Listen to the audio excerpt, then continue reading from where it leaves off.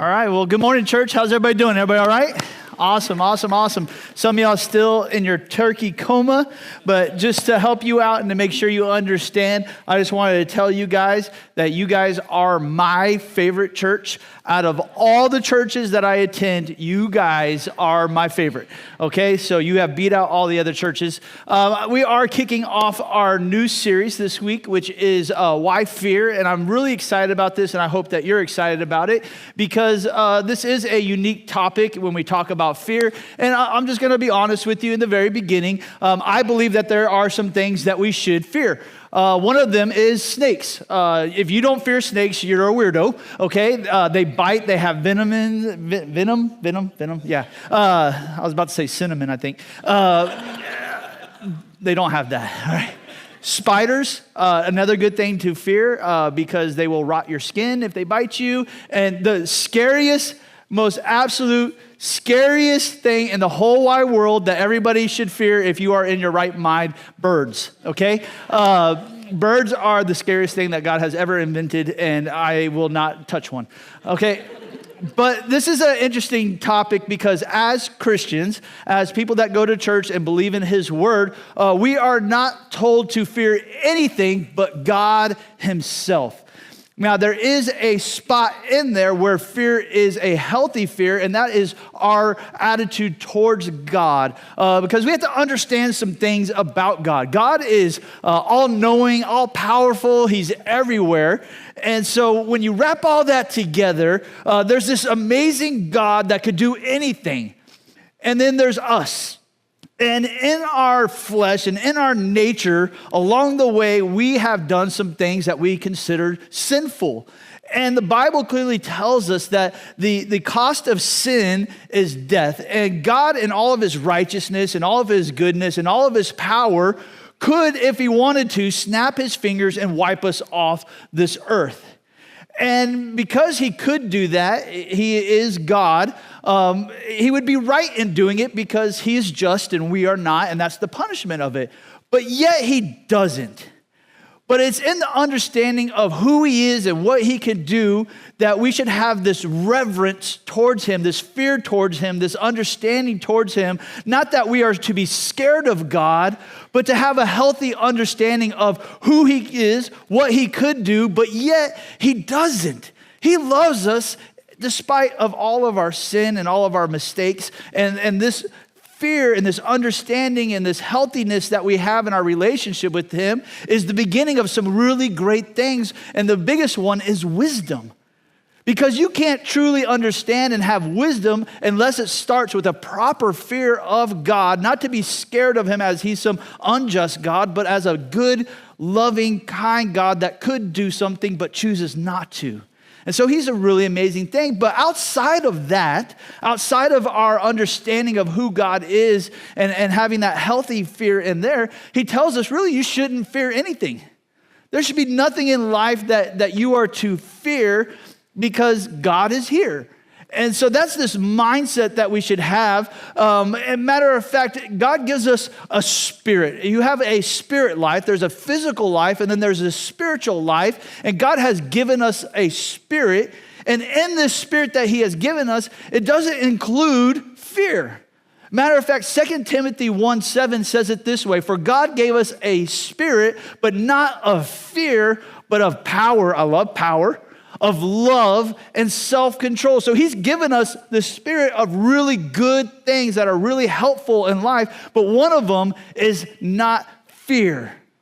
Matter of fact, fear and anxiety and stress and these negative things, the reason God did not give them to us is because they're bad for us.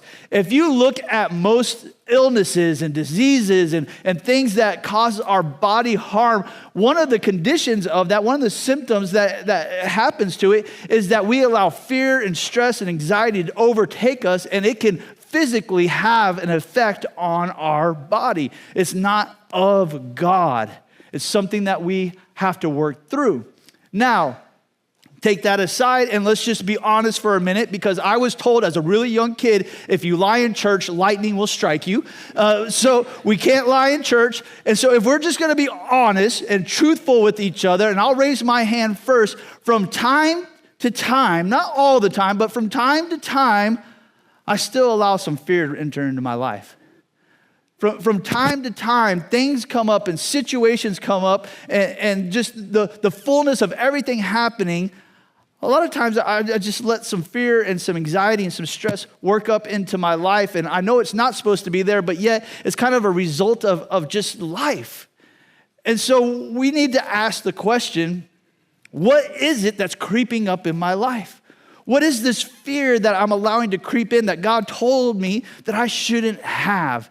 And so we need to start off with a good definition of what is fear. What is fear in our life? And so according to the biblical definition, this is not Webster, this is the biblical definition. It is a painful emotion or passion excited by the expectation of evil.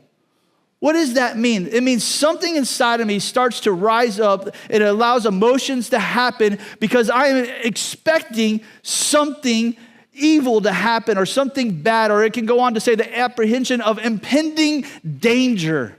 You don't know it's happening, but I just fear that something bad is going to happen. It got too good, and if it's this good, oh man, something bad is about to happen. And so just some real life examples. Maybe you're the person that when your boss goes, hey, I need to talk to you, the first thing that happens is panic. They're going to fire me. This is it. This is the end. It's over. This is my time. And your boss can never ask to talk to you without fear rising up inside of you because it always has to be the worst case scenario. And so it just creeps up. Maybe your boss wants to give you a raise. Maybe you're getting a promotion. But no, you don't think that. You think, oh, this is it. And so we allow it to happen. My dear grandmother, God rest her soul, she lived a life of fear. And so what did she do? She came to one soccer game. I played soccer growing up. She came to one soccer game, and I went flying across and hit some guy. We got tangled up, and she covered her eyes like this, and she never came to watch me play soccer ever again because she just knew that something bad was going to happen. And so she had witnessed some stuff through life. And so my dad tells me stories where if they were to go on vacation, they were to drive, they would take two cars. And so my grandfather would drive a car and my grandmother would drive a car, and they would divide out the kids because in her mind, if there was going to be a car wreck, she wasn't losing her whole family in one wreck. This is the way she lived her life. And so it's by fear that she lived her life, and it made everybody miserable. Because nobody can do anything. You can't jump off the roof. You can't climb trees. You just can't do anything. And so you can see that fear has this attachment to people that will change who they are. One of my favorite parts of this, and this is a second level definition of fear, this is what it says. It says, fear is the passion of our nature which excites us to provide our security on the approach of evil. Oh, that's good. That's really good because when you read that definition, I believe it leads us to understand why we shouldn't fear, why God is so adamant that we shouldn't fear things.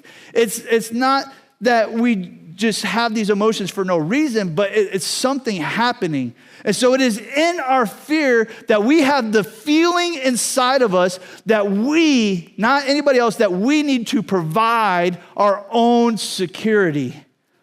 Ooh, now that's big. No wonder God says not to do this, because in that moment when fear arises, we go, you know what? I better do something about this. I need to provide my own security. And let me just tell you, you're not built for that. You're not strong enough for that. And so this is what happens in life.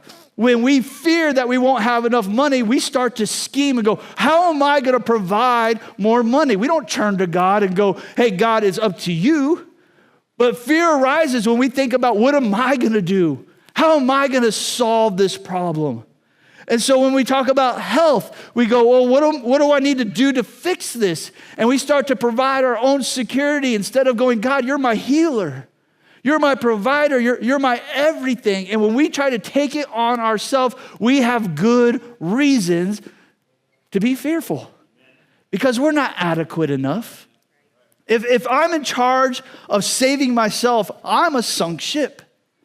I believe that this definition helps us to see that the fear arises. We have fear because we've taken on something that doesn't belong to us. It is not our job to be our security blanket.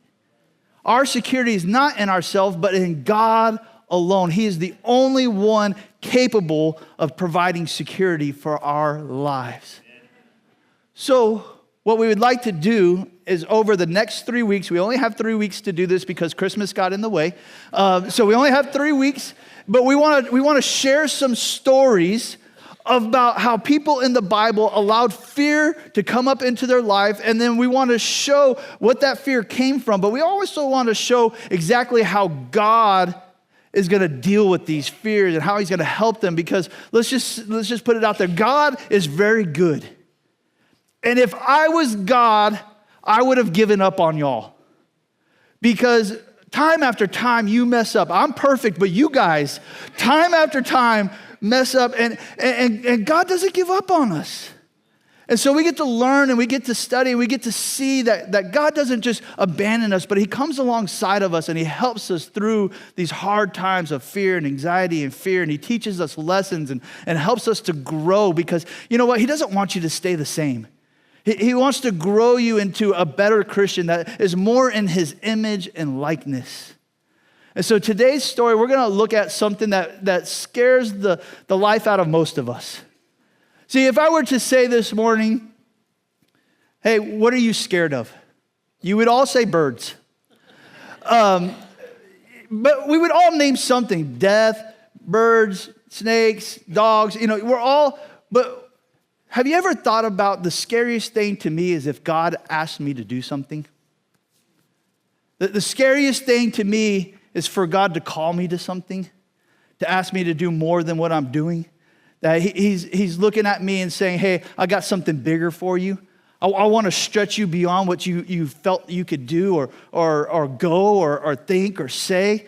And to some of that, that's terrifying. Oh, God, I just want you to let me come to church, learn a little bit, and go home. But here's the biggest thing. God is not calling anybody to nothing. No, he's calling everybody to something. There's not a person in here, no matter what your age is, that God's just going, oh, I'm going to use everybody else but you. No, we're all being called to something. Now, that something is different, right? It changes for every person, but everybody's being called to something. And it could be from a range to God's calling you to deeper revelation. And you're going like, the scariest thing for me to do is to learn more, because then I'm accountable for it. I mean, it could be to serve, it could be to give, it could be to evangelize to somebody. I mean, that's the scariest thing for some of us. Some of us is going, God, please never ask me to share the gospel because I have to talk to somebody. And it terrifies us. But God has a funny way of calling us to things that are bigger than us and asking us to be stretched into new things. I have never received a calling from God that I was like, oh God, thank God it's this. I'm so confident in it. Every time it's something that just scares me to death. And I'm going, God, you've made a mistake here. There's no way that this is who you should be talking to. There's so many better people for this to happen to. And he's going, no, I'm stretching you. I'm calling you to something more. And you're going, no, this is too much, God. I was just so comfortable where I was. And he's going, I didn't call you to comfort. I didn't call you to easy. I called you to purpose. And so he's taken us places. And so a great story that's going to help us to identify this is Moses. And he can understand exactly what we're talking about, because God shows up on the scene and he appears in a burning bush. And all of us go, like, man, that's so awesome. You know, how come God never appears to me in a burning bush? I got bushes all outside of my house. He's never burning in any of them. Right? And we want this burning bush moment for God to show up and to talk to us. And I'm going, you don't need a burning bush. He's living inside of you.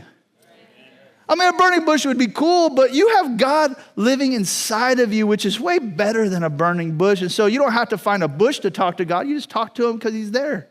His presence is with you. Don't look for some crazy miracle sign. No, he's here. And so God does appear in this amazing way, because during that time he had to. He doesn't have to do that anymore. No, his presence dwells among us. And so this burning bush comes up and he goes, Moses, I want to do something radical. I want to send you back where you came from. I want to send you back into Egypt that you just fled. And he fled for a good reason because he had killed somebody and he thought he was going to be in trouble. And so he's like, I'm out of here. And he fled for his life. He found a wife. He settled down. He's got a good job. He's, a shepherd, and life is good. And here comes God on the scene and he goes, I want to send you back to this place that you fled. But on top of that, I want you to go to Pharaoh and say, hey, I'm back. And by the way, I'm taking your workforce.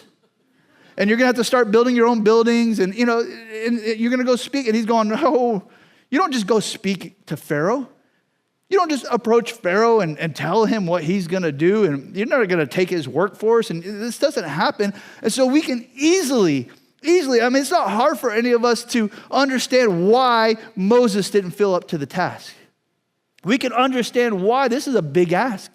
We can understand why he has fears. He's worried they're just going to kill him on the spot. And then if I go and tell Pharaoh this, I'm double dead. Can you die twice? Because I'm going to.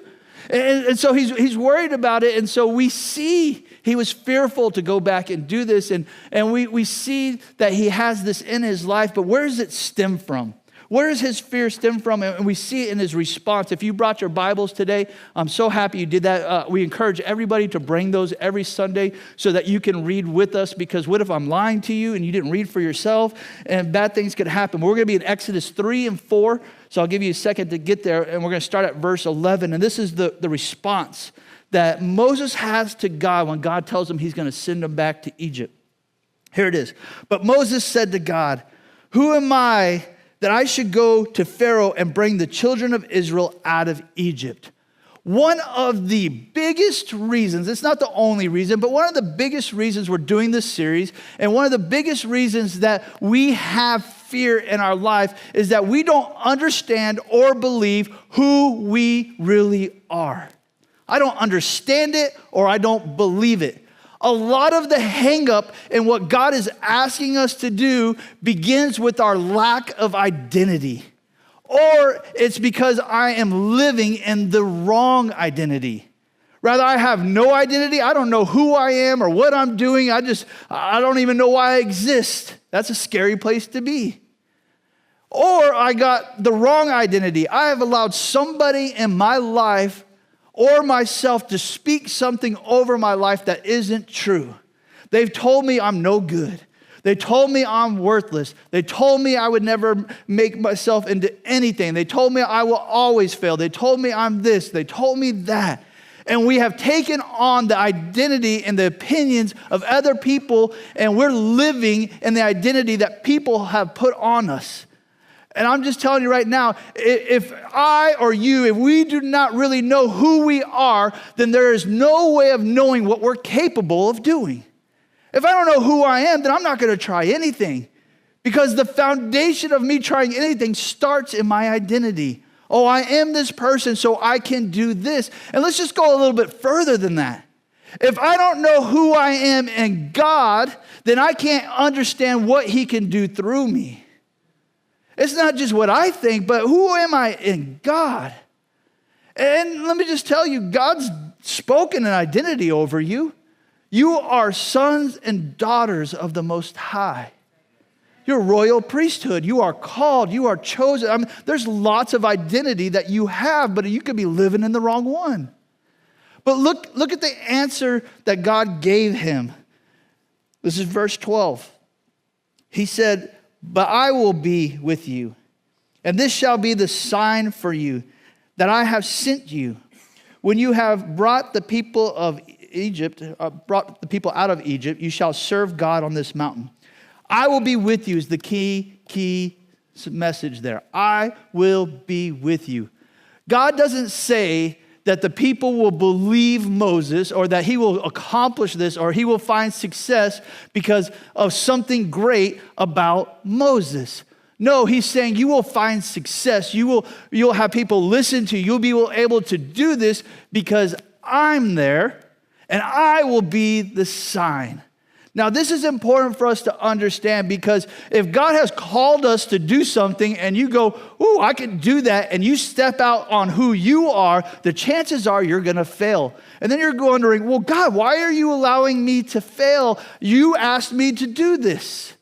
And God's going, I didn't ask you to do it on your own. And so what's God is saying? He's saying, hey, when you go back to Egypt, and you perform these signs, and when you're talking to these people, and you're before Pharaoh, and you're asking for these people to leave, I don't want you to go as Moses. No, I want you to go as Moses with God working through him.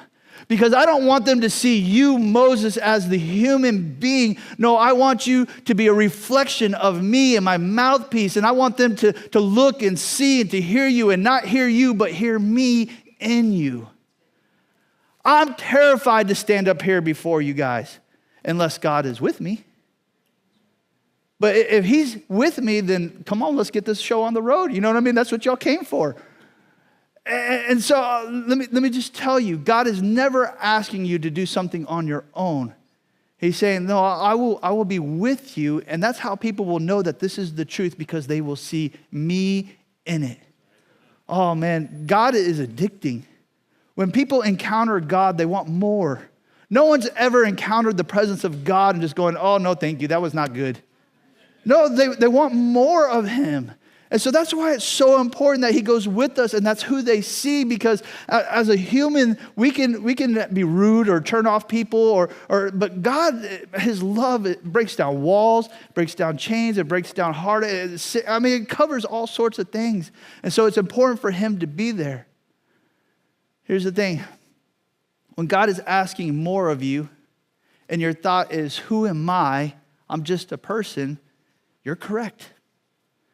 But God with you, there's something special in that. No, I'm not special, but the God in me is special. He makes me special, because they get to see the God that they may not read about.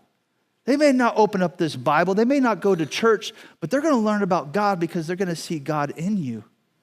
He's not calling you because of what you can do or what you can figure out or think of. No, he's calling you because of what he can do through you. Oh, no, he sees the vessel that you are.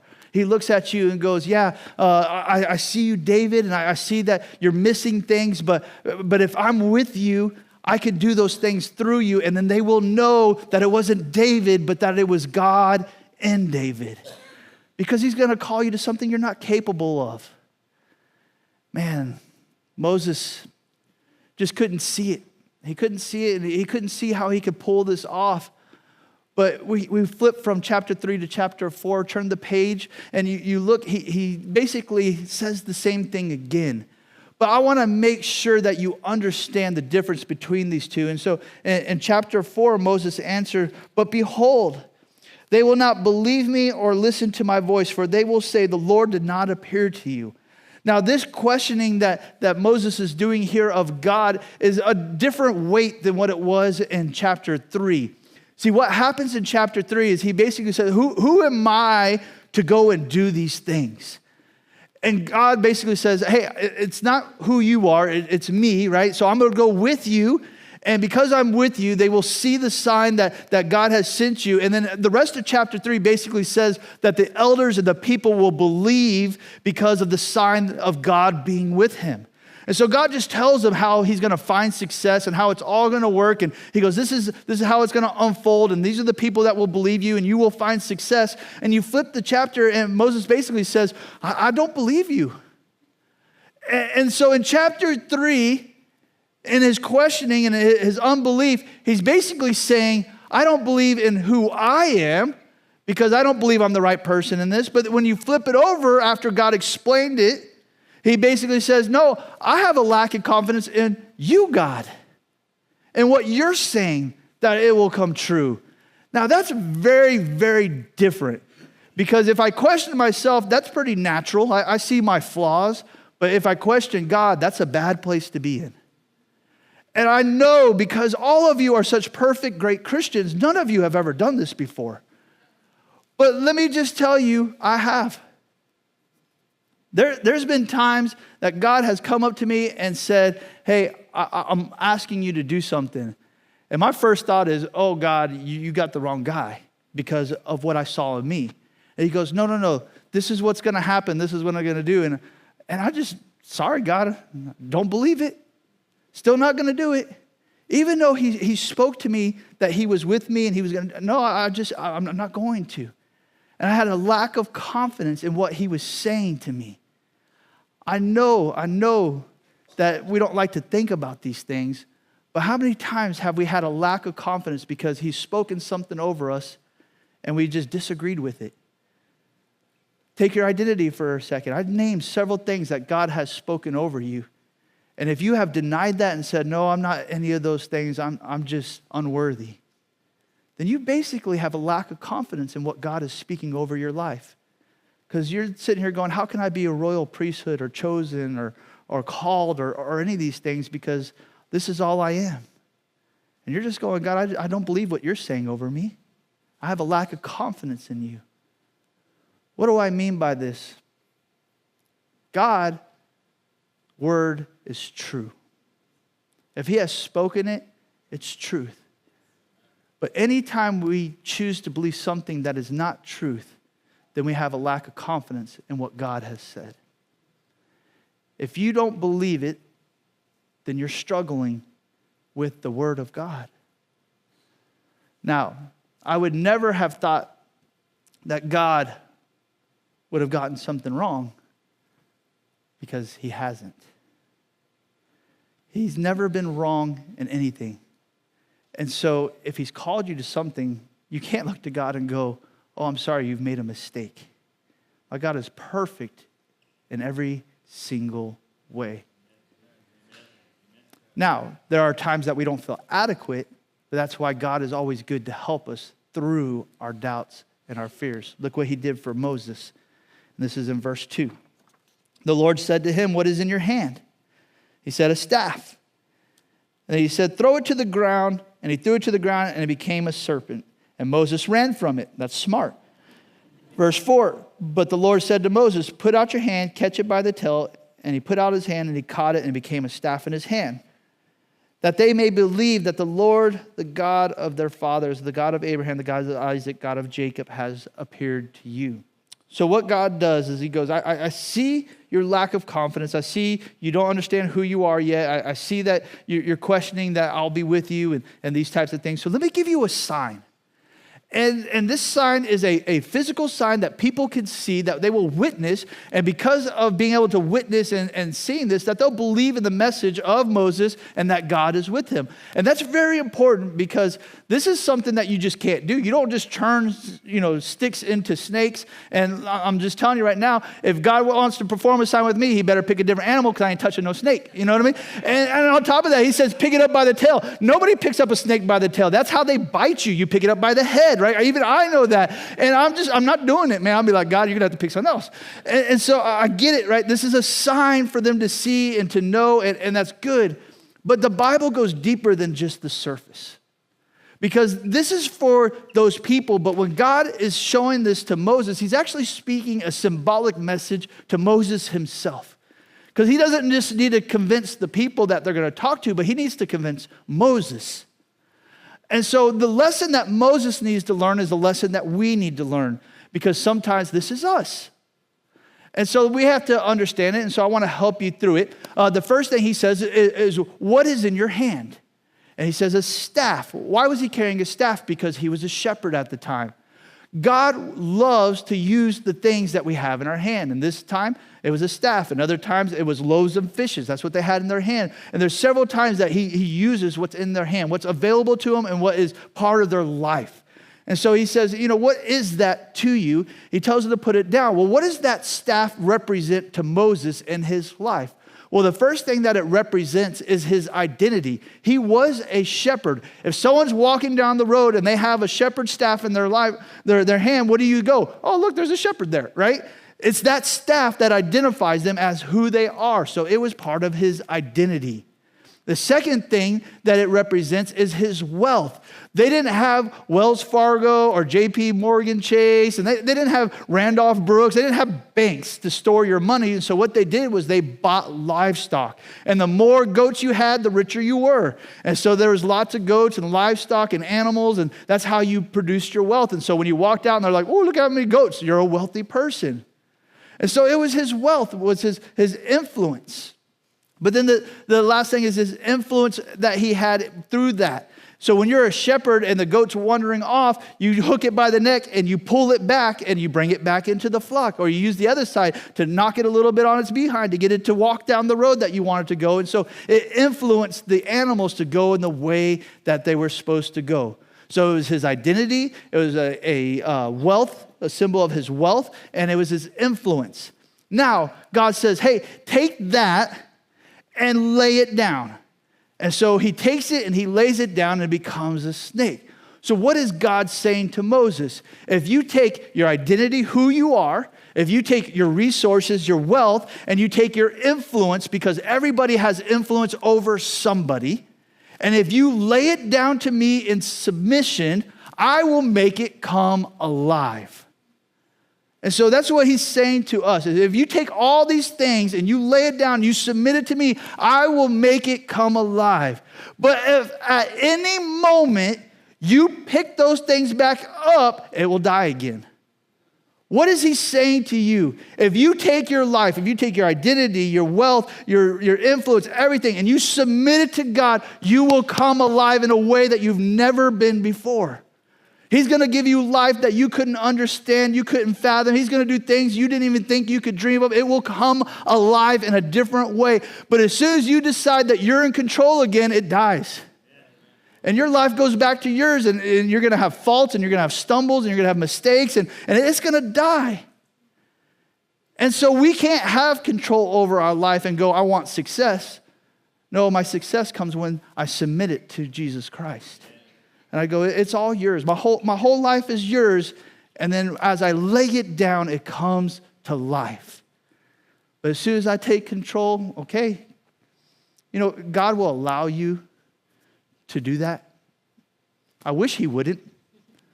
But he will allow you to go, I'm going to pick it back up. And then he'll just stand there and wait for you to stumble. And then when you're ready to turn it back over, okay, let's continue on again. And so he speaks to him and says, you know what? I know you're scared to do these things, but if you would just live your life in submission, man, I'm going to make all this happen. I'm going to do it all for you. Now, it's not always just that, but he takes some time to speak into worthiness. Because I want to say, sometimes this is the biggest thing. I don't know about you. Have you ever felt unworthy of the things God has called you to do? I mean, that's been my stumbling block. Is I just look at myself and I go, God, you got the wrong. I'm so unworthy to do the things you have called me to do. And God, if you just knew what I've done, you wouldn't be asking me to do these things. If you had all the information, you would choose somebody else because there's got to be someone better than me. These are the thoughts that I've had before in my life. And look what God does next in verse 6. He says, again, the Lord said to him, put your hand inside your cloak. And he put his hand inside his cloak and he took it out, and behold, it was leprous like snow. Once again, pick something else, God. I ain't getting leprosy. Verse 7, then God said, put your hand back inside your cloak. And so he put it back inside of his cloak. And when he took it out, behold, it was restored like the rest of his flesh. Once again, yes, this is a sign for those people to believe. But he also needed to do something in Moses again. See, if you remember, the reason Moses fled Egypt was because he murdered somebody. And he was worried about the punishment for the sins that he had created. So he left. And he found a life, and he goes, you know what, I don't want to go back, and I don't want to deal with that. And that's just there, and this is my new life. But in this message, what is God saying to him? He says, look, I could take the dirty, sick, bad parts of your life, and I can make them pure again. And a lot of us need to just hear that this morning. Because I want to tell you right now, God's grace is sufficient for anything and all things. It's big enough. And Here's a reality you need to understand. If you're sitting here this moment and you're going, oh, you just don't know how bad it is. You don't know how much I've messed up. You don't understand how far I had fallen. And if you think in your life that your sin is bigger than God's grace, then you have a poor vision of who God is, because my God is bigger than anything that you could do. And you need to understand God in a greater, larger level, because his grace is bigger than all sin. It worked when he died on the cross. Not some sin was washed away, all of it.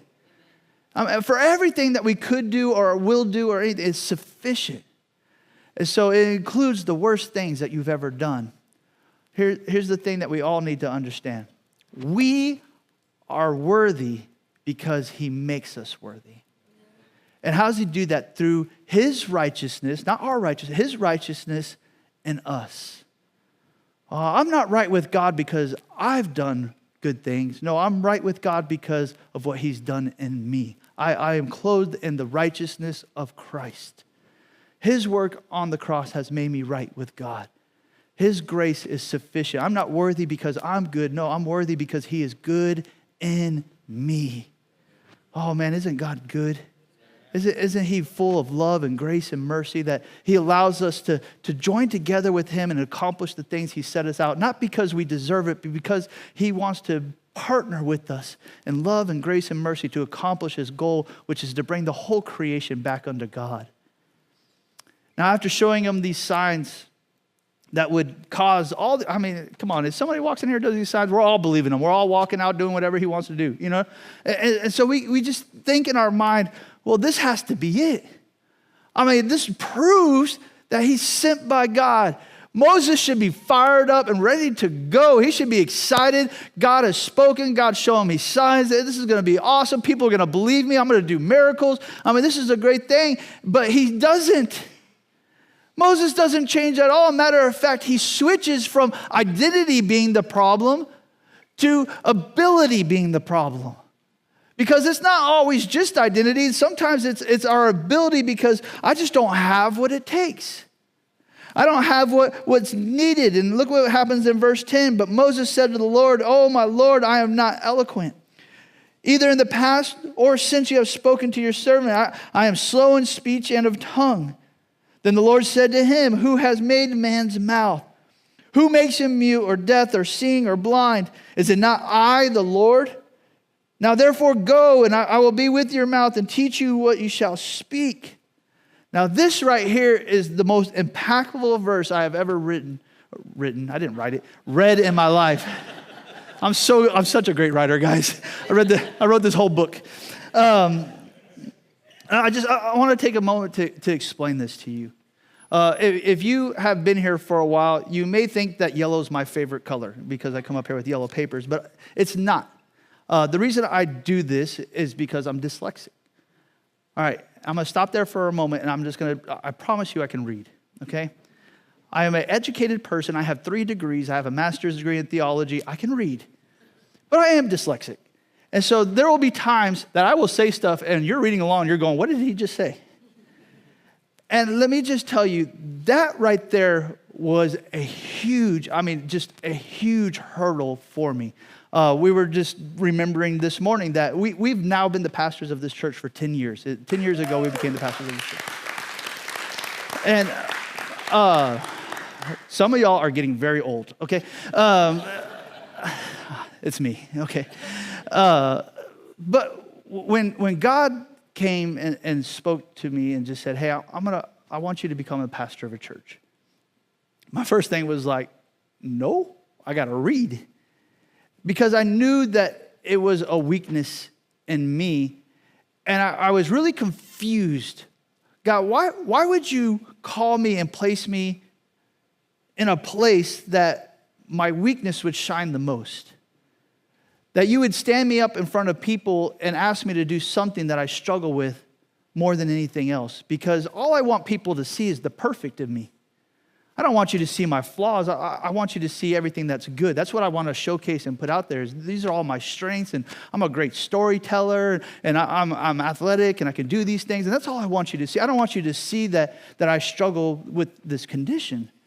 And so I'm like, God, why would you call me to a place where my weakness and the thing that I struggle with and I fear the most has to be out front, in front of everybody, where I have to allow people to see weakness in me?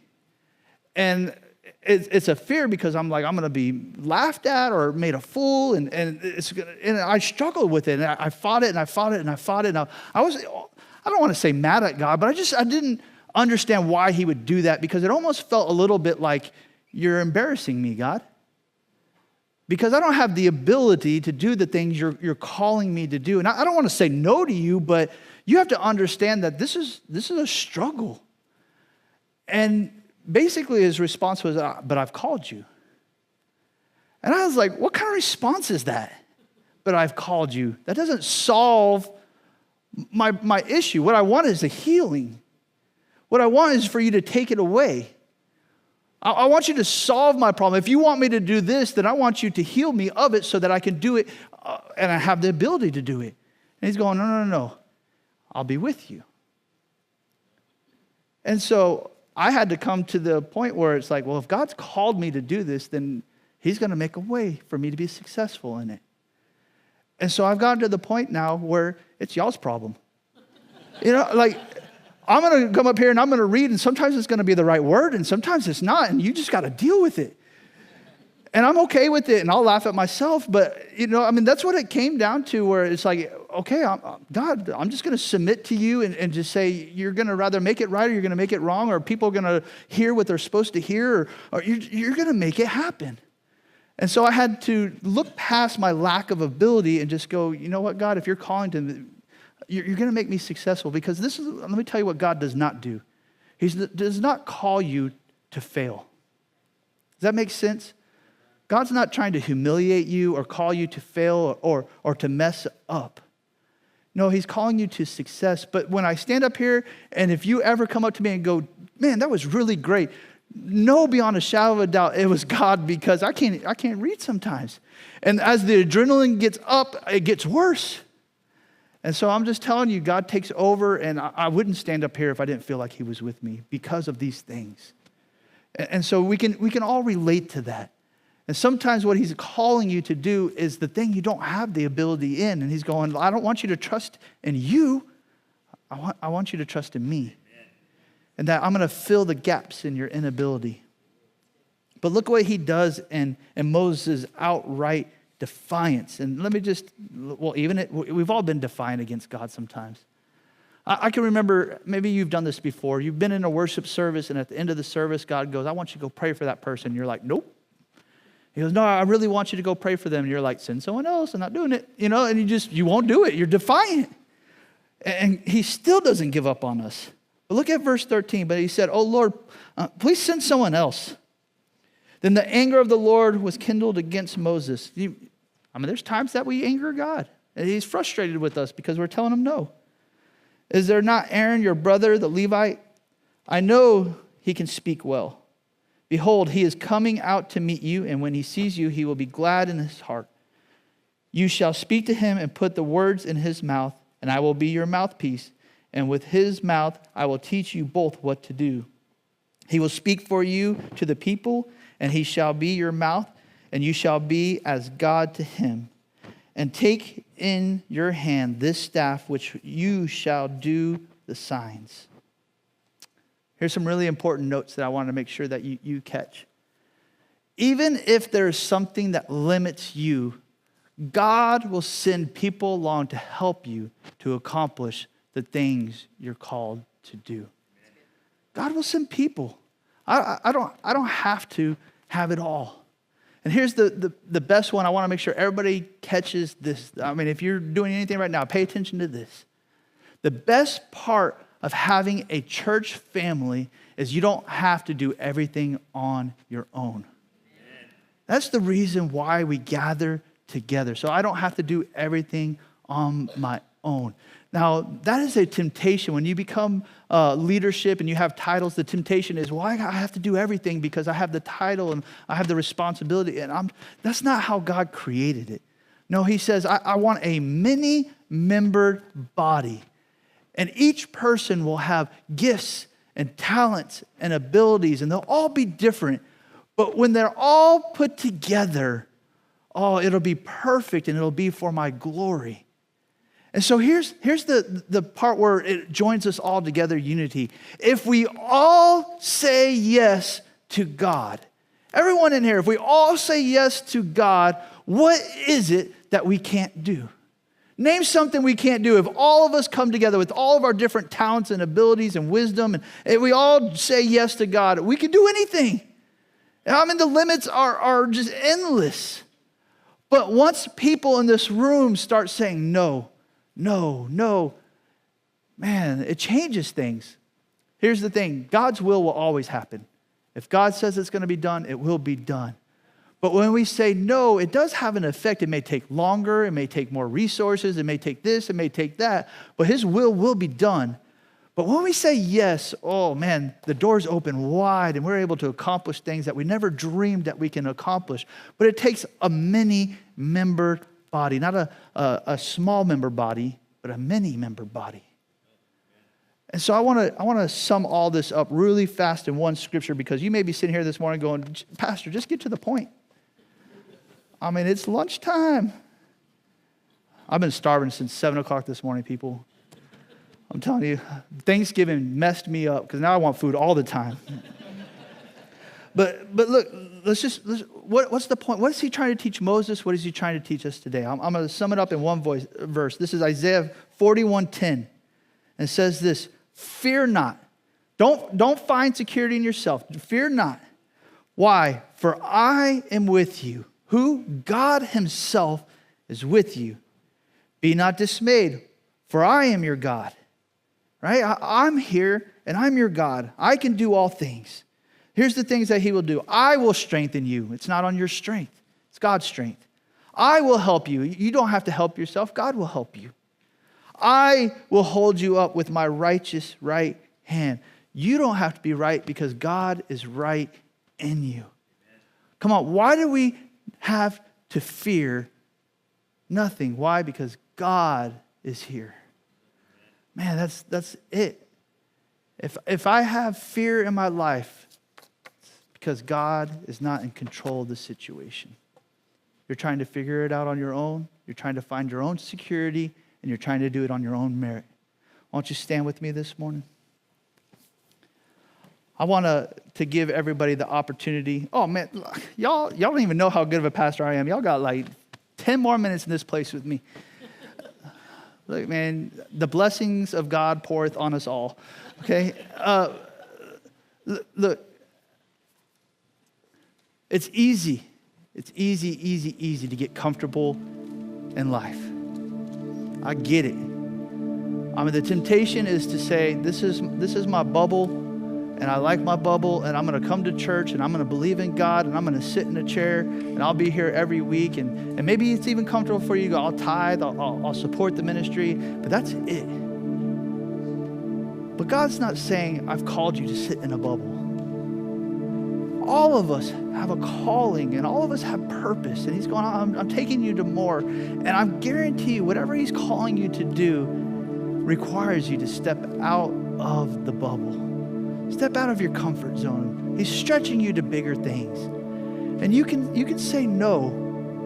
He's going to let you do that, but you're going to miss out on so much if you do. But here's the thing. Your identity, your wealth, and your influence. If you just lay that down to God and say, you know what? I surrender my life to you. Wow. Wait for your world to open up into new places.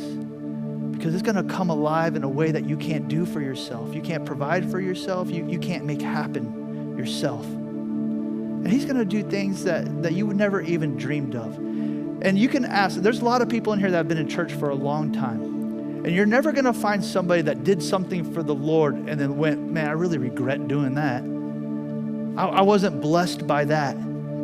Because a lot of times it feels like you're doing it for somebody else, but I'm telling you, you get more of a blessing out of serving someone else than the person that you served. And I'm telling you, you will never regret the decision of the day that you laid down your life before God and said, I say yes to you. Whatever you're calling me to, I say yes to you. But maybe somewhere down the road, you picked that snake up and you said, you know what, I want to have control again. Well, what a day to lay that back down. What a day to go, you know what? I want to go back to where I was when I was on fire for God, when I had submitted everything. I know I picked it up, and I know I started doing things on my own again, but today's the day I give it back over to Him. And how we're going to do that, we just have this altar space. They're going to play a song. It's so easy. You don't need a pastor. You don't need anybody. Just come down here and just say, God, I give it all to you. My answer to you is yes. Whatever you ask of me, yes. I am here to serve you. It's the reason you were created, to bring glory to God. So I'm going to pray, and then we'll open up the altar. Just bow your heads with me. Lord, we just thank you so much for everything that you've done. You are so good to us because you don't send us to fail, Lord, but that you go with us. How awesome is it that the God of the universe is with us, and that He lives inside of us and He helps us, and that He is everything that we need Him to be. And so even if we don't have the abilities or the strength or the courage or the wisdom, that you come in and you supplement everything that we need, and you send people to help us. And as the church forms together into one body, that we can do amazing things. And so we just thank you so much for everything that you have done for us. But Lord, right now, speak into us and help us to say yes to you, because sometimes we're scared. Sometimes fear allows us to say no. But you did not give us the spirit of fear. No, you gave us the spirit of power. You gave us the spirit of self-control, but most of all, the spirit of love. And so help us to love people and to serve people and to do your will, because your love in us can do amazing things. And so we just thank you for the opportunity. We thank you for your presence. We thank you for everything you have called us to. You know what's best for us, Lord. And so we say yes to you. And let it all glorify your name. In your name we pray. Amen.